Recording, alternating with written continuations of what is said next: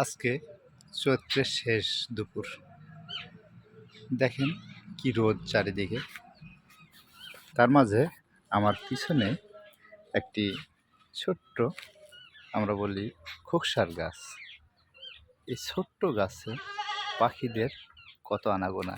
এই যে দেখতে পাচ্ছেন, এই পাখিগুলো এই গাছে কিন্তু পরম সুখে তারা গান গাচ্ছে। একটু ছায়া, এই ফলগুলো হয়তো তারাই খাবে। আমরা মানুষ এই ফলগুলো খাই না বিশেষ করে। আবার কেউ কেউ তরকারি হিসেবে ব্যবহার করে, যজ্ঞ ডুমুরের বিকল্প হিসেবে। দেখেন গাছটা মানে সবুজে ভরপুর। অযত্নে, অবহেলায় গাছটা বেড়ে ওঠে, না খায় কোনো গরু ছাগলে। এই গাছটি কিন্তু কেউ রোপণ করেনি, প্রকৃতি তার নিজে থেকেই গাছটাকে সৃষ্টি করেছে। আর এই ছোট্ট গাছটা দেখতে পাচ্ছেন, এই ছোট্ট গাছটিতে কত পরিমাণ ফল ধরে আছে দেখুন।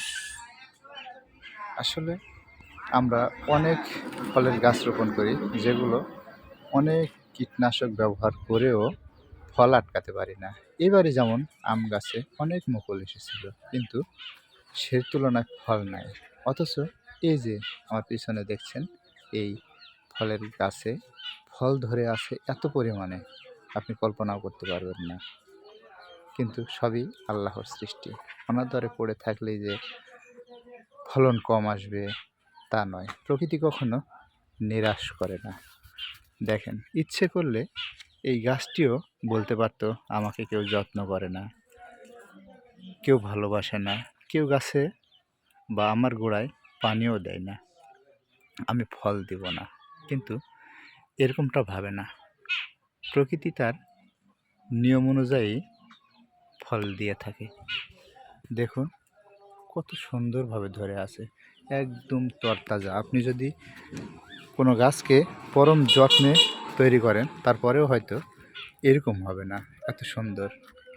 দেখুন ছোট্ট একটা গাছ, এই গাছে এত ফল।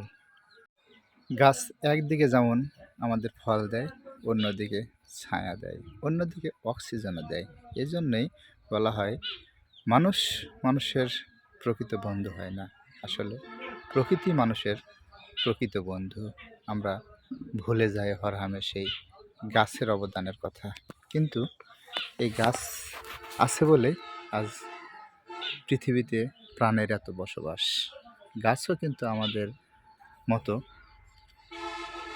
বেড়ে ওঠে, ছোট থেকে বড় হয়, ফল দেয়, ফুল দেয়, পাতা দেয়, অক্সিজেন দেয়, আরও অনেক কিছু।